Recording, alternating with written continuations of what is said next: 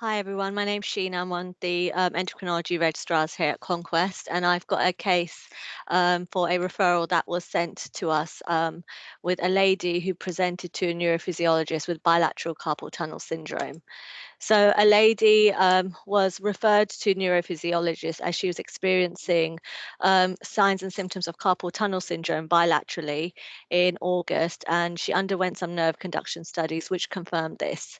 However, the neurophysiologist found that she had some coarse facial features, mild prognatism, and thick, doughy hands, and was concerned about possible an endocrinology cause for this, the physical features as well as the carpal tunnel syndrome. And so he referred the lady to endocrinology in August. So she was seen in our clinic a few weeks later, and we took a little bit more information from her. She stated that her shoe size had increased in the past year from 5.5 to 7. And her son had also mentioned that he has noticed some changes in her facial features and deepening of her voice. She's known to have migraines, but has found that her headaches have worsened in the past year, and she denied any obvious visual issues.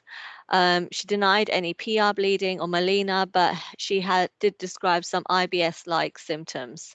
And she's also been told that she's been snoring a lot more overnight. In terms of her past medical history, she's got disc prolapse, migraine, cholecystectomy in 2015, recently diagnosed bilateral carpal tunnel syndrome, depression, and irritable bowel syndrome.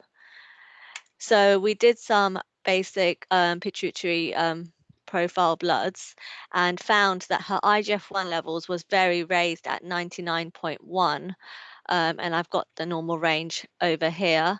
Her LH, FSH, and estradiol levels were compatible with menopause, so we weren't concerned about that. Prolactin was slightly raised at 895, and the thyroid function was normal. We also performed some dynamic tests. We performed a short synactin test, and she had an appropriate rise in cortisol post synactin, so that was a normal response. And she also underwent an oral glucose tolerance test, which showed that she had an abnormal response to a glucose load. So, what's meant to happen, which is here is her actual result. You give a glucose load of 75 grams, and you check the growth hormone and the glucose levels every half an hour for a total of 2 hours. And what's meant to happen is as the glucose level rises, the growth hormone should be suppressed to less than 1. However, she had a paradoxical rise in her growth hormone levels, and it was above 50. These results are suggestive of possible acromegaly. So we then performed some imaging and organized a pituitary contrast MRI, which confirmed a macroadenoma. So here circled is the adenoma, 23 by 15 millimeters, and it was extending to the left of the carotid sinus, abutting and displacing the optic chiasm and displacing the pituitary stalk. And I've got some more images here of the adenoma.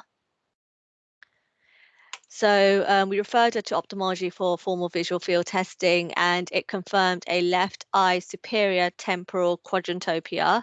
The right eye was fine. So with all these investigations, so the raised IGF-1, the abnormal oral glucose tolerance test, the MRI pituitary, they confirmed acromegaly and likely secondary to a pituitary macroadenoma. So we then referred her to the pituitary MDM, and they advised that she should have surgery, so transsphenoidal surgery. But as she had symptoms, so she had the headaches, she had the physical symptoms, carpal tunnel syndrome. We started her on medical management whilst waiting for surgery. So she was started on lanreotide, which is a somatostatin analog, and that's given once a month by subcutaneous injections. And what we do is we check the IGF-1 levels on a monthly basis and then increase the somatostatin analog accordingly. So as the IGF-1 was still raised in November, we increased it to 90 milligrams once monthly. So she was referred to other specialists, so gastroenterology, because of her IBS-like symptoms, but also all patients with acromegaly should have a baseline colonoscopy on diagnosis, as well as every 5 to 10 years, as they do have an increased risk of colon polyps and therefore are at risk of colon cancer. And she was also referred to the respiratory team because of the possible obstructive sleep apnea. And she recently underwent overnight polysomnography just a few days ago, which confirmed mild obstructive sleep apnea. So now I'm just going to give a bit more information about acromegaly. So acromegaly is excess growth hormone production, and it occurs after the growth hormones have fused. So the most likely cause in 95% of cases or more is due to a pituitary somatotrope adenoma. In some cases, so 25% of cases, prolactin is co-secreted. So this can occur if the adenoma is secreting prolactin, but can also occur with pituitary stalk compression. Males and females are equally affected, and it can occur at any age.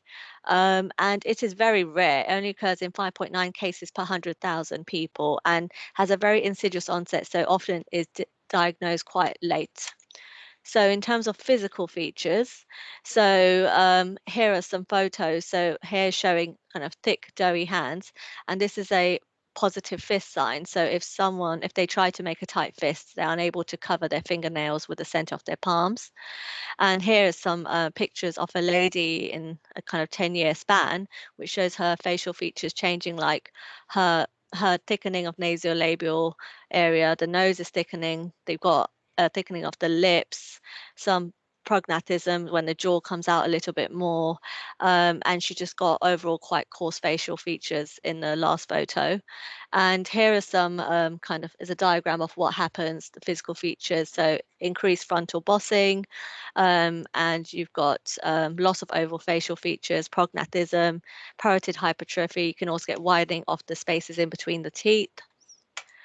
So other clinical features, so the facial features are due to soft tissue swelling, as well as you can also get kind of bony abnormalities.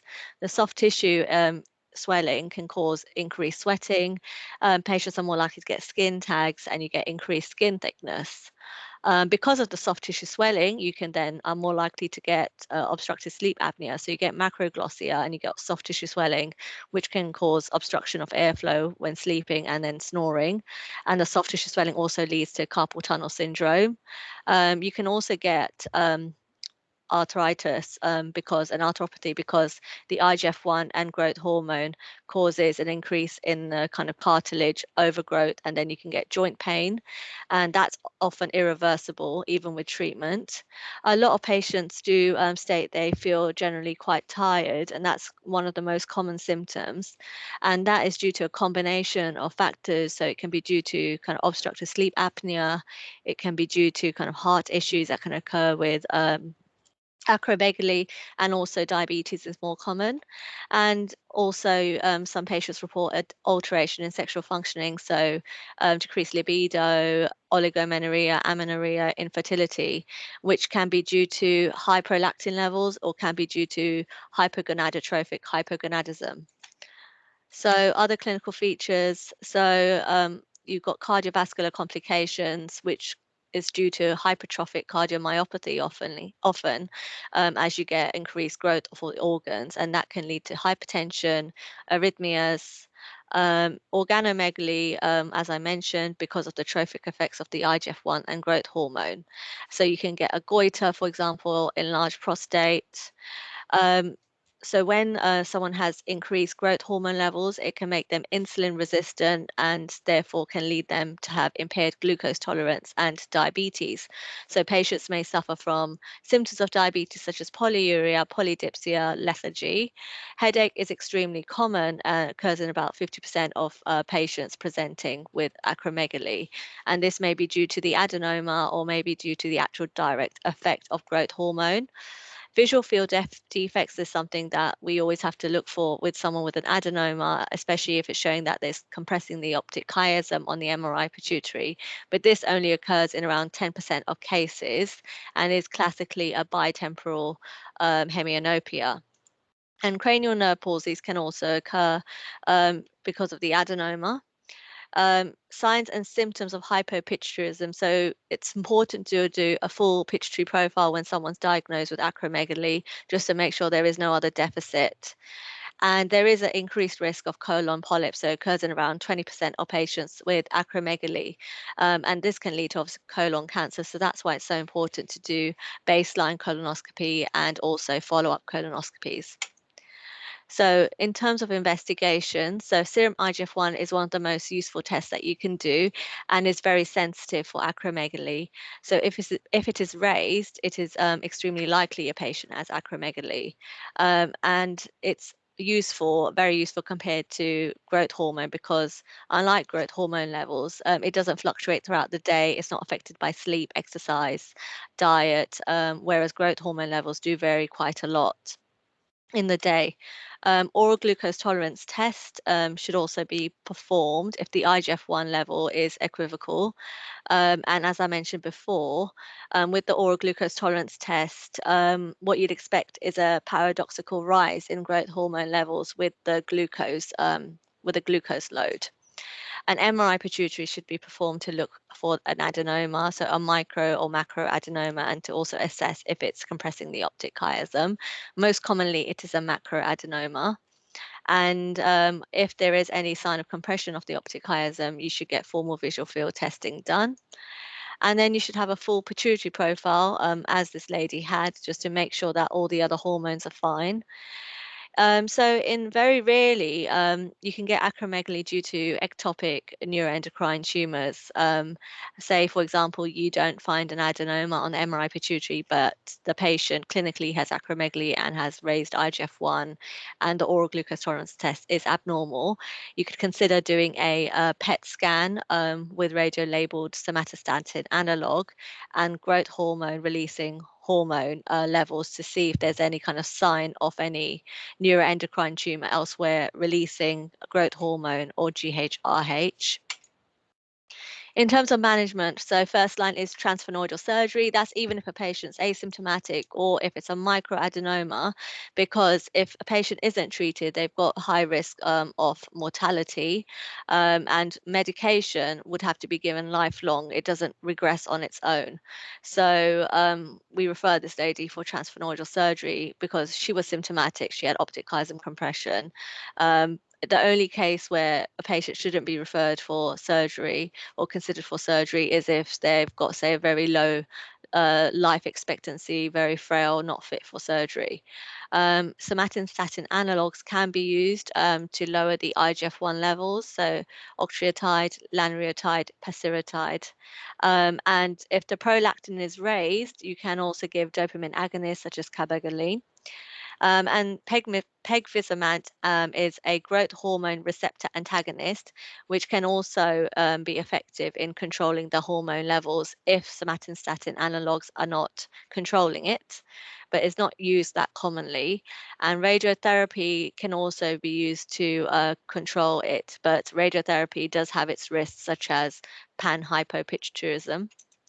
So in terms of complications, you can get hypopituitarism from the adenoma itself or from pituitary stalk compression. Cardiovascular complications are very common. So you got the hypertrophic cardiomyopathy here, which causes hypertension, arrhythmias. You can get increased angina, ischemic heart disease. Apnea is very common, and usually the apnea resolves or gets better with treatment, as the soft tissue swelling improves with treatment. Osteoarthritis can happen when you've got acromegaly that is untreated for a long time, and that is not reversible. Diabetes occurs in 50% of patients, and that can be managed medically. Colon polyps are also common, so 20% of patients have colon polyps, and these need to be monitored as there is increased risk of colon cancer. And carpal tunnel syndrome, especially bilateral, is also a complication of acromegaly. Does anyone have any questions?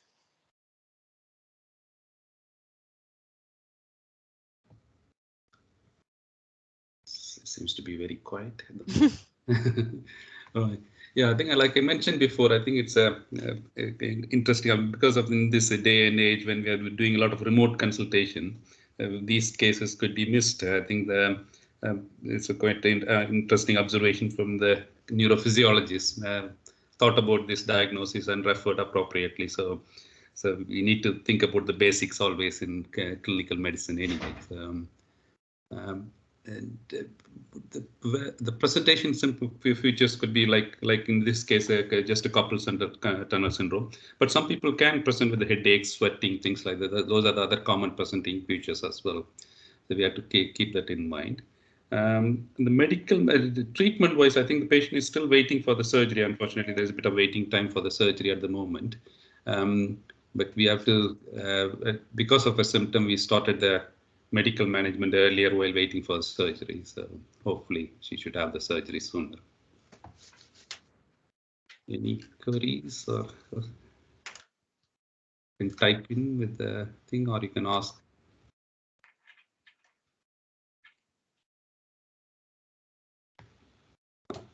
I could see the Ashraf is there on the line, so I can ask him, what do you think about medical management, Ashraf? You're on mute. Very well presented. I'm just listening. I have nothing to add. Satish. Very nice presentation. Thank you.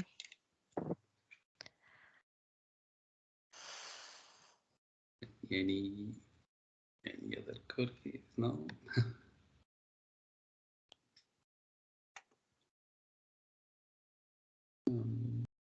Shall we end?